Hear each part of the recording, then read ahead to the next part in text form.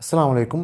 फ़लस्तीन और इसराइल के दरमियान ऐसा क्या मसला है जिसकी वजह से आए रोज़ इन दोनों मुल्कों के अंदर जंग छिड़ी ही रहती है और साथ में इर्द गिर्द के भी कुछ अरब ममालिक इसमें शामिल रहते हैं। तो आज इसकी थोड़ी सी हिस्ट्री के बारे में मैं आपको बताऊंगा, जिसके बाद आपको पता चल जाएगा कि इस जंग की असल वजह क्या है। कुछ लोगों का कहना है कि यरूशलेम, जो कि यहूदियों का भी एक मुक़द्दस मुकाम है और मुसलमानों का भी एक मुक़द्दस मुकाम है, ये जंग की असल वजह है। मगर जंग की असल वजह है क्या, ये आपको उसकी हिस्ट्री जानने के बाद ही पता चलेगा। जब वर्ल्ड वार वन होनी थी, उस वक़्त फ़लस्तीन के ऊपर उस्मानिया सल्तनत की हुकूमत थी। उस वक़्त वहाँ पर बहुत ही अमन सुकून था। मगर जब फर्स्ट वर्ल्ड वार स्टार्ट हुई तो उसके बाद ही से यहाँ पर इश्यूज होना स्टार्ट हो गए। जब वर्ल्ड वार वन स्टार्ट हुई तो यूरोप की तरफ जितने भी यहूदी थे उन्होंने फ़लस्तीन की तरफ ट्रैवल किया और बहुत ही बड़ी तादाद में बहुत सारे यहूदी फ़लस्तीन की तरफ आए और फ़लस्तीन की ज़मीन पर आकर वो बसने लग गए। उन्होंने यहाँ पर अपनी ज़मीनें खरीद ली और यहाँ पर अपना काम करने लग गए।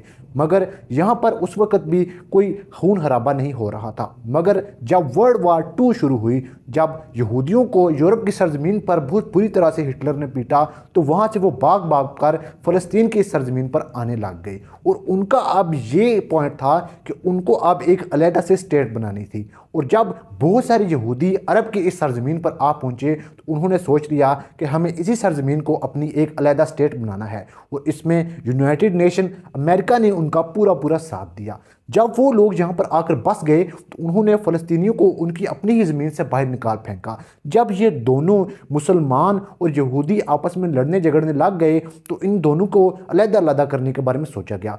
तो फ़लस्तीन की जितनी जगह है उसका 55% उस वक़्त यहूदियों को दे दिया गया और सिर्फ 45% फ़लस्तीन के मुसलमानों को दिया गया। और यरूशलेम, जो कि दोनों मज़ाहिब के लिए मुक़द्दस मकाम था, उसके लिए ये तय किया गया कि ये जो जगह है वो दोनों के लिए बराबर होगी। यहाँ पर यहूदी भी आ सकते हैं और मुसलमान भी आ सकते हैं, यानी कि यहाँ पर इसराइल के लोग भी आ सकते हैं और फ़लस्तीन के लोग भी खुलेआम आ सकते हैं। मगर ये चीज़ फ़लस्तीन को पसंद नहीं आई। फ़लस्तीन का कहना था कि उनको ज़्यादा जगह मिलनी चाहिए क्योंकि ये उनका आबाई घर है।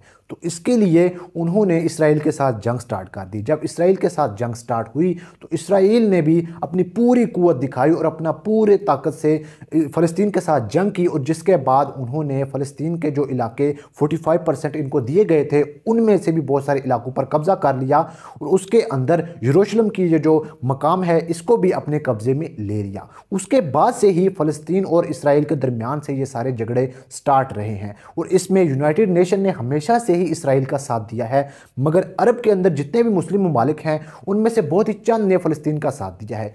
अगर अरब के जितने भी मुसलमान ममालिक हैं ये इकट्ठे मिल जाएं तो इसराइल का तबाह बर्बाद ये कर सकते हैं सिर्फ और सिर्फ एक ही दिन में। इसराइल इनके लिए कोई बड़ी चीज़ नहीं है। उम्मीद है ये छोटी सी वीडियो आपके लिए इंफॉर्मेटिव साबित होगी। मज़ीद वीडियोज़ के लिए चैनल को सब्सक्राइब करें।